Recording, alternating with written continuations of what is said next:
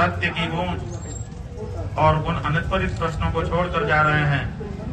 प्रयाग की इस हवा में तो विद्यमान रहेंगे ही, लेकिन पूरे विश्व में वायुमंडल में विद्यमान रहेंगे और उत्तर की प्रतीक्षा करेंगे। जो कुछ कहना था सब कहा जा चुका है। एक बात आपको बतानी है कि कल सायंकाल और आज प्रातःकाल प्रशासन की ओर से ब्रह्मचारी श्री धरानंद जी के माध्यम से अखिल भारतीय धर्म संघ के श्रीमान जगजीतन पांडे जी की ओर से और हमारे मुख्य कार्याधिकारी श्रीमान चंद्र प्रकाश उपाध्याय जी के माध्यम से एक पत्र, एक प्रस्ताव प्रशासन की ओर से हमारे पास भेजा गया था, जिसमें ये कहा गया था कि हम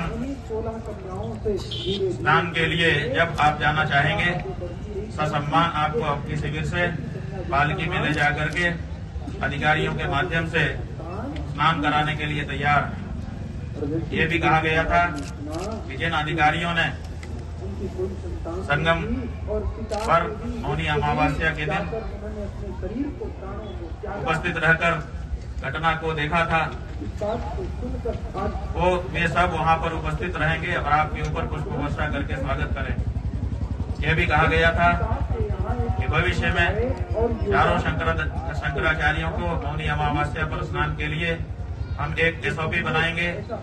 उसका प्रारूप भी आप अगर चाहेंगे तो आपको दिखाया जाएगा।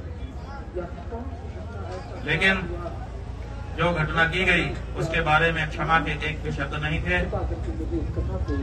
हमको लगा कि अगर हमने ये प्रस्ताव स्वीकार किया, स्नान करने के लिए गए, फूल बरसवा लिया अपने ऊपर और आगे के वर्षों के लिए कोई SOP स्वीकार कर लिया, तो इसका मतलब ये होगा कि जिन सन्यासियों को, जिन ब्रह्मचारियों को, जिन वृद्धों को, जिन संतों को, जिन बटुकों को लांछित अपमानित किया गया, ये सब उसकी कीमत होगी।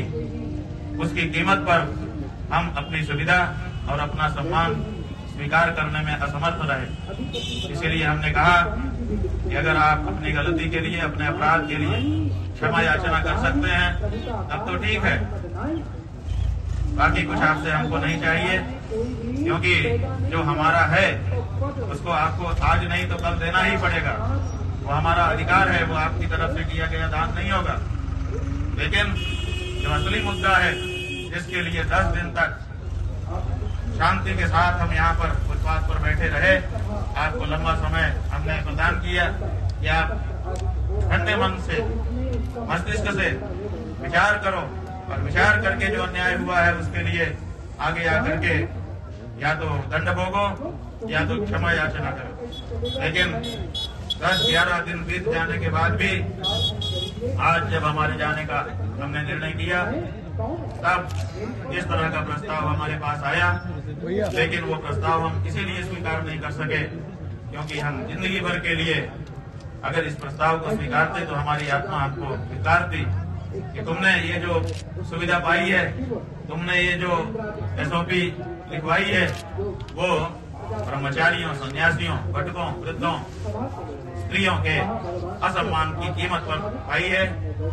इसको कभी भी हमारा हृदय स्वीकार नहीं कर सकता था। इसलिए हमने प्रस्ताव को ठुकरा दिया है और हम भारी मन से यहाँ के लिए जा रहे हैं।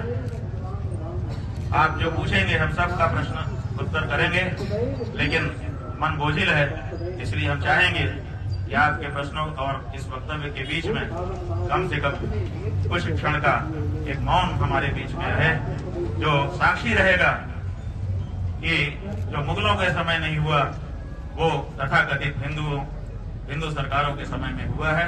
और ये बात हर सनातनी के हृदय को विचार के लिए उत्तेजित करेगी और इस पर विचार करने का असर आएगा। एक तरफ देश के गृह मंत्री कल गांधीनगर में थे, उन्होंने वहां पर कहा कि संतों का अपमान करने वाली और सनातनियों की सुध न लेने वाली सरकारें कभी भी स्थायी नहीं रह सकती है। एक तरफ इतना बड़ा ज्ञान उनके द्वारा उच्चारित किया जा रहा है और दूसरी तरफ सनातन धर्म के सबसे बड़े प्रतीक शंकराचार्य, सबसे बड़े प्रतीक बटुक, सबसे बड़े प्रतीक सन्यासी, सबसे बड़े प्रतीक ब्रह्मचारी, जिन्होंने सनातन को अपने कंधों पर ढोने के लिए अपना जीवन समर्पित कर दिया है, ऐसी साधवियां, ऐसे वृद्ध सबका अपमान यहाँ पर हो रहा है और उसके बाद भी इतना बड़ा उपदेश गृह मंत्री जी के श्रीमुख से निकल रहा है। तो ये जो दोहरा चरित्र है, कहने में कुछ और करने में कुछ, ये अब देश के सामने साफ होना चाहिए और उसको साफ करने के लिए हम कार्य करेंगे, सर्व सनातनी तक संदेश भेजेंगे और ये स्पष्ट होना होगा कि सनातन का नाम लेकर के सनातन के विरोधी सत्ता में न रह सके। बंधुओं, इतना कहकर के हम थोड़ी देर चुप रहेंगे। जब थोड़ा सा हमको साहस होगा तो आप जो प्रश्न करेंगे हम एक एक करके उसका उत्तर जरूर देंगे।